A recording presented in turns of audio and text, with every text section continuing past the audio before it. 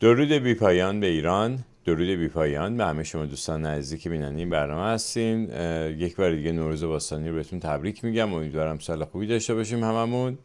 و امروز 6 فروردین ماه برابر با 26 مارس 2024 هست و 2025 ببخشید 26 مارس 2025 هست و میخواستم یه جنبندی راجع به کل اخباری که توی این روزها در جریان هست خدمتتون داشته باشم و اخبار زیادی در جریان هستش که هر روز وارد این مرحله جدیدی میشه، هر روز یه خبری بهش اضافه میشه که به هر حال خیلی هم هیجان انگیز. احساس میکنم که خبرهای خوبی برای ما در جریان هست، یعنی به آرزوی همیشگیمون که آزادی ایران هست فکر میکنم نزدیک شدیم، به نظر میرسه که نزدیک شدیم.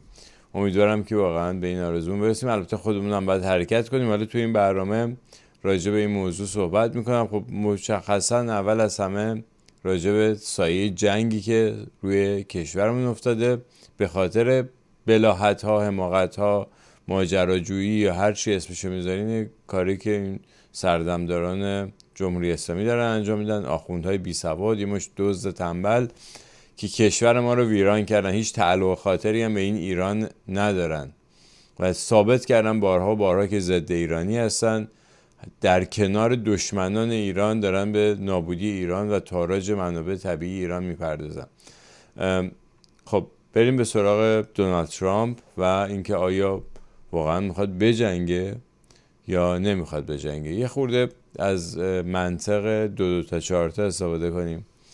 ببینید، ترامپ یک آدم، یک بیزنسمن، همتون میدونید که یک تاجر هست، یک سیاستمدار نبوده، یک تاجری هست، یک ثروتمندی هست که وارد سیاست شده و خیلی هم خوب کارش رو انجام داده. یعنی آدمیه که اولین حضورش در عرصه سیاست رفته نشسته تو کاخ ریاست جمهوری آمریکا، قدرتمندترین کشور دنیا و مهمترین به اصطلاح شغلی که میشه در عالم سیاست بهش رسید رو بهش رسیده در اولین حضورش در عرصه سیاست. یعنی میخوام بگم که بشناسین این، حالا ترامپ یا یه گروهی پشتشان هر کی هست، یه برنامه‌ریزی دقیقی داره. با این همه جنگی هم که شد، این همه 2 بار استیزایش کردن تو دوره قبلی که هر 2 بار هم شکست خوردن، تمام رسانه‌ها باش جنگیدن و الان میبینیم که شکست خوردن. این تیتر فیک نیوز یا اخبار رسانه‌های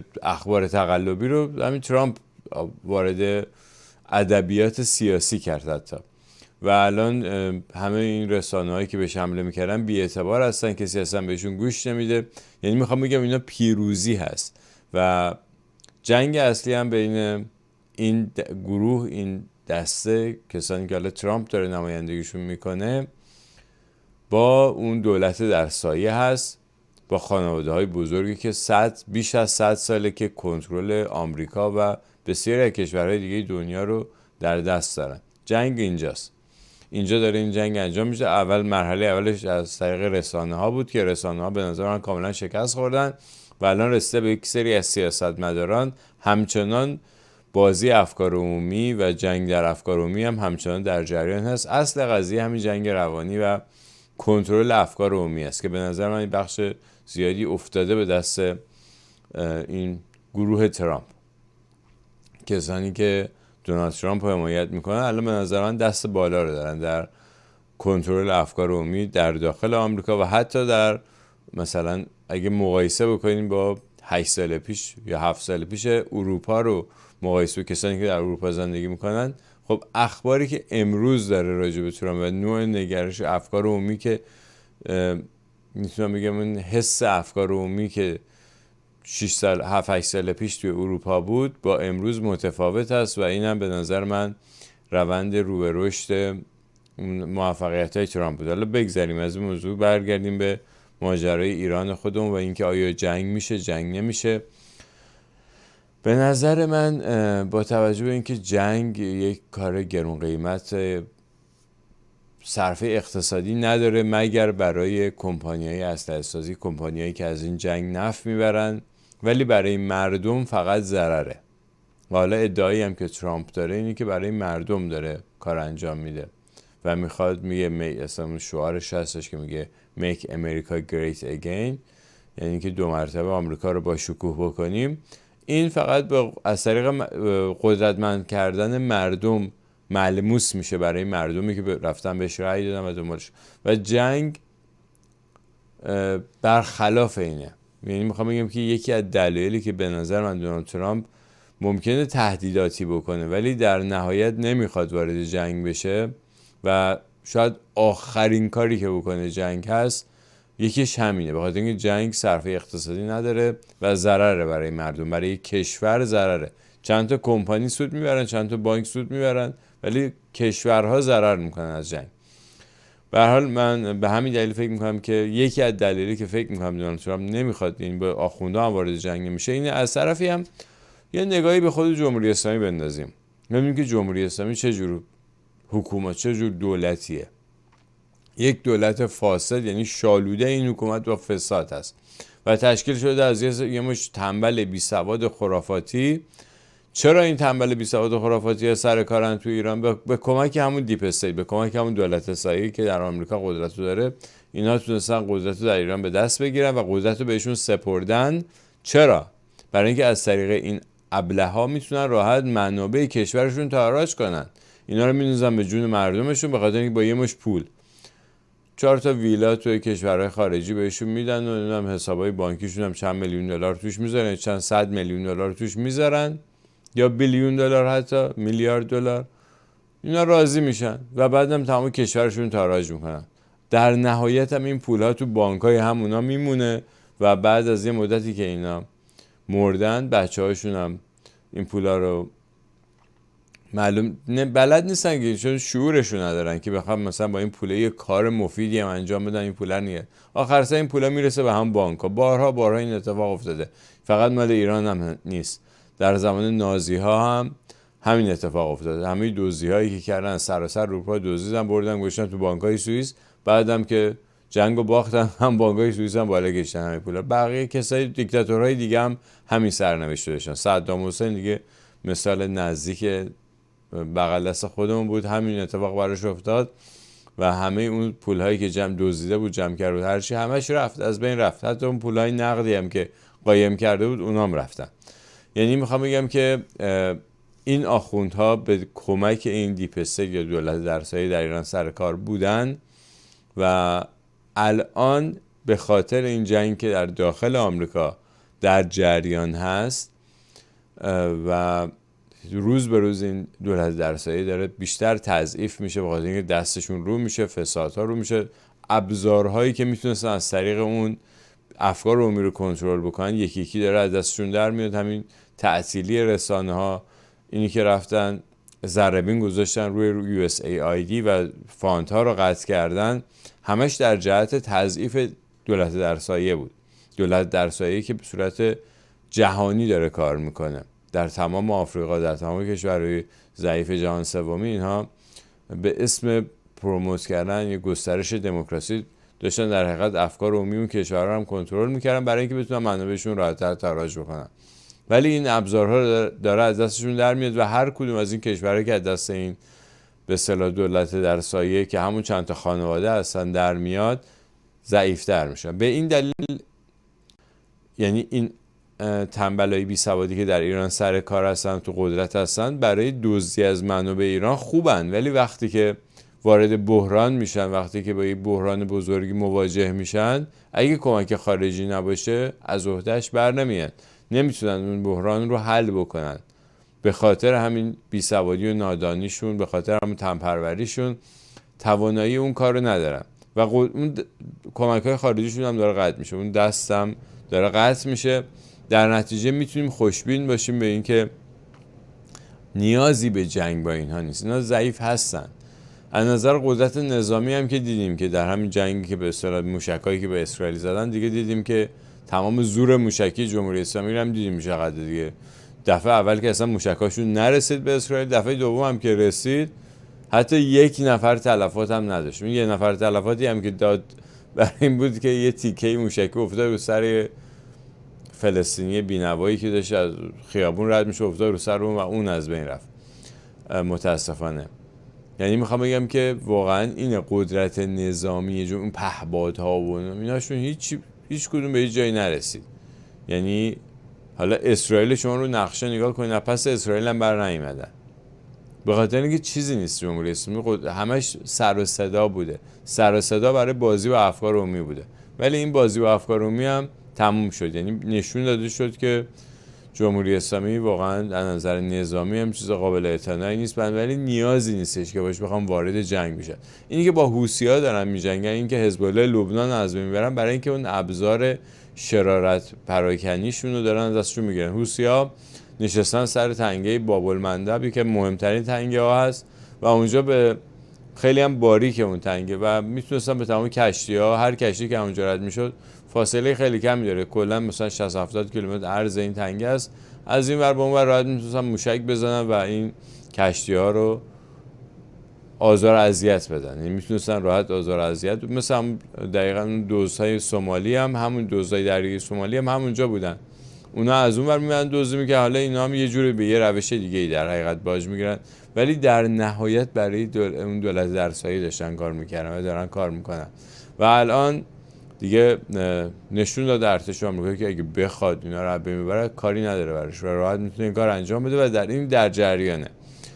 این انبار اسلحه‌ای که پر کرده بودن توی یمن برای این روز، برای این آزار اذیت رسوندن، داره یکی یکی منهدم میشه، از بین میره و خود آمریکا دیگه وارد عمل شده، دیگه اسرائیل کاری نمیکنه، خود آمریکا داره با حوثی‌ها مقابله میکنه برای اینکه این ابزار هم دست جمهوری اسلامی در میاد. ولی خود جمهوری اسلامی واقعا نیازی به جنگ نیست باش. یه دولت ورشکسته، یک حکومتی که حتی به لحاظ فکری هم ورشکسته است، یعنی هیچ پشتوانه مردمی نداره، حتی اقشار مذهبی هم دیگه پشت این حکومت نیستن. اون مذهب هم دستشون در اومده، چون مردم اومدن به طرف فرهنگ ایران و ایرانگرایی، به طرف شناختن خودشون، شناختن ایران و فرهنگ ایران. و این فصل بعدی، قسمت بعدی صحبت‌های من هست تو این برنامه که یه قسمت خیلی مهم هست. یعنی فکر میکنم که این قدرت مردم از همین فرهنگ ایران میاد. این فرهنگ خیلی فرهنگ مهمی است. خب دیدیم که، حالا توضیح میدم در ادامه، دیدیم که توی همین مراسم نوروز مردم رفتن به آرامگاه فردوسی، رفتن به تخت جمشید، رفتن به آرامگاه خیام، آرامگاه تمام شاعرای بزرگ ایران، تمام کسانی که در بالاندن این فرهنگ نقش اساسی داشتن. چرا مردم رفتن سراغ اینها؟ به خاطر اینکه این فرهنگ به مردم ایران یادآوری میکنه که شما آدمای بزرگی هستید. یاد مردم ایران میندازه که شما قدرتمند بودین و قدرتمند هستین و میتونین افتخار کنین به خودتون. به جای اینکه تو سری بخورین، شما باید افتخار کنین به خودتون. و این افتخار کردن به خود یک اعتماد به نفسی میده به مردم و این اعتماد به نفس باعث میشه که دیگه نترسن و وقتی نترسن دروغ هم نمیگن. این خیلی خیلی ریشه‌ای و بنیادین این تغییر، این اتفاقی که توی جامعه ایران در حال رخ دادن هست. به نظر من بخش بزرگیش رخ این که مردم با این جمعیت زیاد در این مکان‌ها حضور پیدا میکنن، به جای اینکه برن تو حرم معصومه و حرم رضا و اینا، بلند میشن میرن این جور جاها. یعنی که دنبال اصل و ریشه‌شو میگردن و مخصوصا جوان‌ها یادشون افتاده مردم ایران، یعنی ایران در حقیقت بیدار شده در دلهای مردم ایران و یادشون افتاده که کی هستن و این خیلی خیلی خیلی مهمه.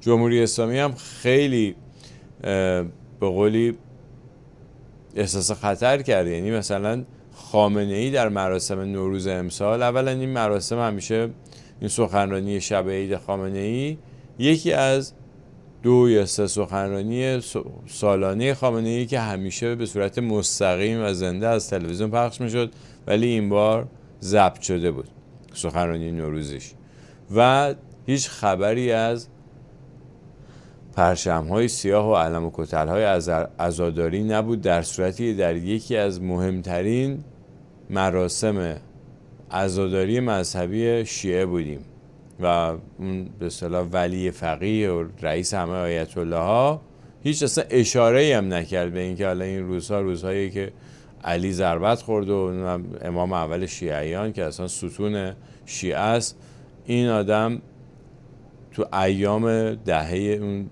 روز 3-4 روزی که ایشون از دنیا رفته بودن و همیشه اینا عزاداری‌های زیادی میکردن، ولی اصلا خامنه‌ای حتی اشاره هم نکردش. این به خاطر اون پیامی بود که مردم دادن که اصلا مردم اهمیتی نداره براشون. ولی خب جمهوری اسلامی سعی کرد انتقام بگیره از این کار، اومدن اون مراسم مسخره تو ارومیه رو انداختن که حالا یه تیکشو الان من میذارم، یا اینکه امام جمعه نیشابور اومد گفتش که این بعد اصلا این آرامگاه تعطیل شه و خراب شه و اینا خیلی دردشون اومده بود از اینکه مردم اینقدر رفتن به طرف فرهنگ ایران و سعی کردن که این جنگشون رو دیگه عملی تر بکنن و اینا همه نتیجه برعکس میده. میخوام بگم واکنشاشون هم خیلی ضعیف بوده. حالا یه دقیقه این چون فقط میخوام بگم که سطح این واکنشایی که جمهوری اسلامی نشون داد که انتقام بگیره از مردم به خاطر حضورشون در روز نوروز توی این مراکز فرهنگی، یه نمونه شد با هم دیگه میبینیم که در شهر ارومیه هست و اومدن اینو ببینیم با هم.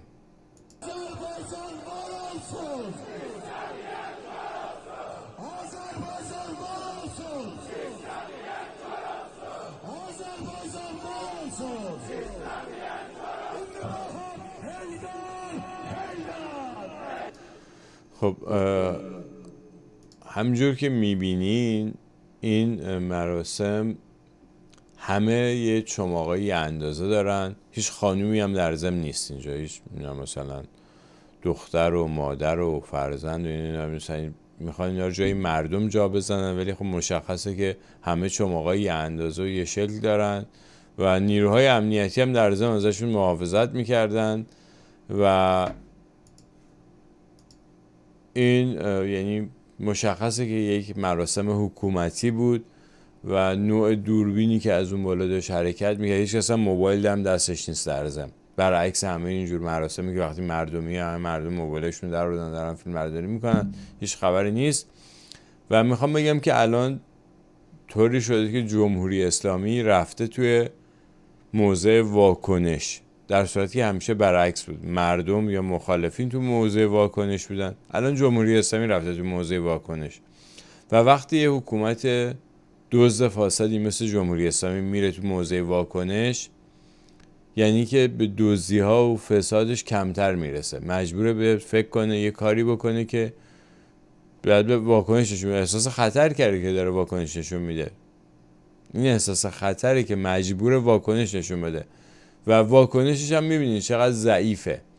گفتم این تنبلای بی سواد نمیتونن که خودشون واقعا یه کار درست حسابی اصولی انجام بدن که واقعا بتونن جبران کنن اون صدمه که بهشون خورده رو، و واکنششون هم انقدر ضعیفه و نمیتونن دیگه سر مردم رو گرم بکنن.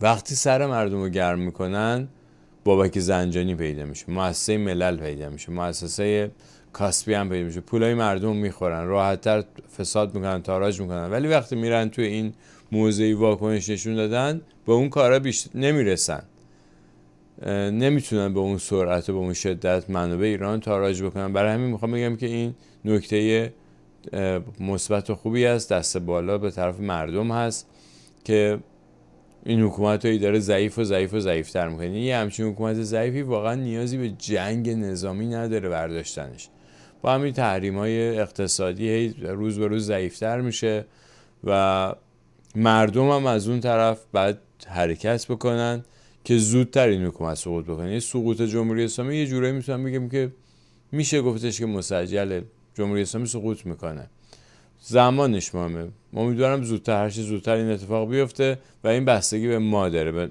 بستگی به حضور ما داره. یه اتفاق دیگه که افتاد مسئله تحریم فوتبال بود. الان 2-3 روز پیش تیم ملی فوتبال صعود کرد به جام جهانی، اصلا مردم این خیالشون هم نبود، برای اینکه فهمیدن که این تیم ملی جمهوری اسلامی نه تیم ملی ایران، مردم فوتبال دوست ایران دیگه اهمیتی نمیدن به این تیم ملی و اون بازیکن‌های حکومتیش، هیچ مهم نیست برایشون که اینا موفق میشن شکست میخورن و این هم یعنی باز دو مرتبه یه ابزار دیگه برای کنترل افکار عمومی، برای ترویج خوشی‌های الکی، اینا از دست جمهوری اسلامی در اومده و روی این هم خیلی دردشون گرفته و اینها رو بهتون میگم که اینا یک روندیه که همین ایرانگرایی داره در دل مردم زنده میکنه.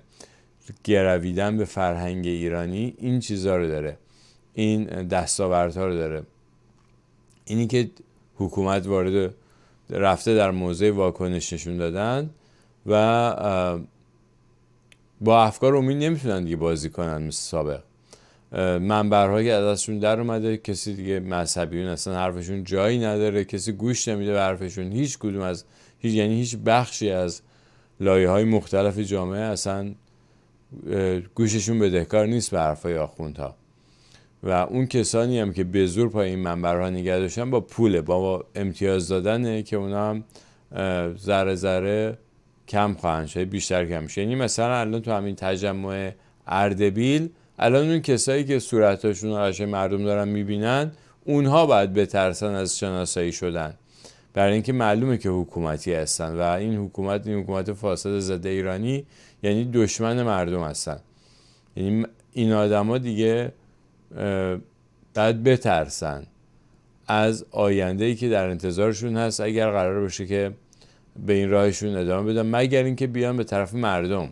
وقتی بیان به طرف مردم، اون موقع زمانی هستش که میتونن خیالشون راحت بشه که آسیبی هم بهشون نمیرسه، که امیدوارم هر چه زودتر این اتفاق بیفته. فرهنگ ایرانی فرهنگ شجاعت هست. ایرانی‌ها هیچ وقت از دشمناشون فرار نکردن. وقتی که یعنی این فرهنگ هیچ وقت نمیگه که شما فرار کنید برین قایم شین، برین یه جا گوشه بشین دعا بخونید تا مثلا دشمنتون در بره. نه، این فرهنگ میگه برو به دشمن دفاع کن، از خاکت، از خانوادت دفاع کن و کشورت حفظ بکن. این فرهنگ شجاعت، اون شیری که روی پرچم ایران هست و این نماد ایرانی ها بوده، شیر و خورشید، از خیلی خیلی شاید صدها هزاران سال پیش تا الان این شیر نماد شجاعت هست. شجاعت اون دل ایرانی، دل شجاع ایرانیه که زنده شدن این فرهنگ، اون شیر ما وقتی روشن میشه در وجودمون، اون موقع دیگه کسی نمیترسیم، اون موقع دیگه دروغ نمیگیم.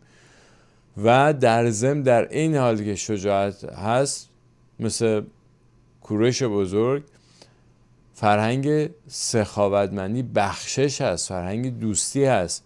اگر کوروش تونست این هم ممالک بزرگ رو تحت فرمان خودش در بیاره، از راه دوستی بوده نه از راه جنگ، و همینجور ادامه پیدا کرد. شما نگاه کنید تمام اون کسانی که جهانگشایی کردن با شمشیر، بعد از 50 سال 100 سال دیگه خبری نیست ازش، تمام دولتاشون تیکه تیکه شده. ولی در ایران اینطوری نبوده. بیش از 1000 سال وسعت ایران رو شما نگاه کنید از کجا تا کجا بوده، به خاطر این فرهنگ دوستی بوده، به خاطر این بوده که ارزش‌های مشترک داشتن، یک فرهنگ مشترکی داشتن همه مردمی که در این منطقه، در این صفحه زندگی می‌کردن و ارزش‌های مشترکی داشتن. به خاطر اینه که این وسعت رو ایران پیدا کرد و این قدیمی ترین کشور دنیا. شما مثلا فرض کنید تمدن مثلا بابل هم بوده، تمدن آشور هم بوده، دیگه نیستن الان و وسعتشون هم هیچ وقت بنظیر ایران نبوده. ولی این وسعت به خاطر این فرهنگ است، به خاطر این دوستیه، به خاطر اون بخشش است و اون شجاعتی که از این خاک دفاع کرده همیشه. و در ضمن یکی دیگه از ارزش‌های مشترکی که ایرانی‌ها داشتن، برعکس تبلیغاتی که ضد ایرانی‌ها میشه و شده، این فرهنگ همکاری هست، همکاری و کار مشترک انجام دادن. یه مثال بارز و نمونه مشخصش همه قنات‌هایی که تو ایران زدن. ببینید مثلا برای یه رشته قناتی که حداقل 15 تا چاه توش زده میشه، 100 نفر آدم دارن همکاری میکنن با هم و فکر کردن که چطوری از کجا چاه بزنن به کجا، این مثلا آبو بیارن روی زمین و بعد اونجا یه به اصطلاح آبادی چیزی به وجود بیارن و بعضی جا وقتی چندین قنات رو با هم دیگه وصل میکنن، مثل یزد یه شهر درست کردن، وسط کویر یعنی شهر ساختن. شما ببینید تمام شهرهای بزرگ دنیا یا کنار رودخونه‌های پر آب هست یا کنار ساحل هست، برای اینکه مهمه اون آبه. ولی تو ایران میبینی یه شهر به وسعت یزد وسط کویره، هیچ رودخونه بزرگی هم از اونجا رد نمیشه، ولی این رودخونه ها زیر زمین درست کردن با فکر، با همکاری، و این یعنی فرهنگ ایران. و خلاصه بعد خوشبین باشیم. یه بار دیگه میگم جنگ اصلا چیز خوبی نیست و منم بعید میدونم که ترامپ وارد جنگ بشه با آخوندها، به دلیل اینکه صرفه اقتصادی نداره و نیازی به جنگ ندارن. آخوندها انقدر ضعیف هستن که احتیاجی به جنگ کردن نیست باشون. با همین فشارهایی که روشون میارن فقط باید مردم حرکت کنن. حالا چیزی که از شما میخوام، شما بیننده این برنامه، اینه که کمک کنید تا یکی به هموطنان تزریق امید، ترویج فرهنگ ایرانی و گسترش مهر، گسترش دوستی، همدیگر رو دوست داشته باشیم. خیلی ساده است. یعنی شما دور و بری خودتون، من نمیگم مثلا ببین در فضای مجازی در شبکه‌های اجتماعی این کارو، نه، هم دور و بری خودتون، از فامیل تا دوستا و آشنایان، اگر اون دوستی هاتون رو تقویت کنین با محبت کردن، با اظهار علاقه کردن، با احوال پرسی. خیلی ساده است. یعنی اگر میخواین این کار وقتی بکنیم کشورمون رو پس میگیریم. این ما رو یه قدم نزدیکتر میکنه به پس گرفتن کشورمون. همین مهرورزی که شما با دوستای خودتون دارید، یعنی اون خط دوستیتون رو تقویت کنین، محکمتر کنین، دوستی ها رو تقویت کنین، امید بدین و این فرهنگ زیبای ایرانی رو ترویج بدین. الانم که دیگه همه دیگه استاد شدن، میدونن، میشناسن. اونایی هم که هنوز با این فرهنگ زیاد آشنا نشدن، منابعش زیاده، در یوتیوب، در تمام این شبکه‌های اجتماعی پست‌های زیاد، خیلی ویدیوهای عالی تهیه شده برای شناسوندن فرهنگ و تاریخ ایران. این رو هم ترویج بدین. همین من کمکی که ازتون میخوام اینه که یه ایرانی خوب باشین، امیدوار باشین به آینده و ارتباطاتتون و دوستی هاتون رو تقویت بکنین و سعی کنین این حلقه دوستیتون رو گسترش بدین، دوستای بیشتری داشته باشین و بتونیم تا روز موعود همه با هم در یک حرکت ملی آخوندها رو با یک اردنگی پرتشون کنیم از کشورمون بیرون. واقعا شدنی هست. ما بارها صحبت کردیم، تجمع میلیونی چند هزار نفری اطراف بیت ضحاک قطعا جواب میده، در ایران جواب میده. نیروهای نظامی هم بسیارشون آمادن برای اینکه به مردم ملحق بشن. همه خسته شدن از جمهوری اسلامی. خوشبین باشیم به آینده. سپاسگزارم از توجهتون به این برنامه و بدرود.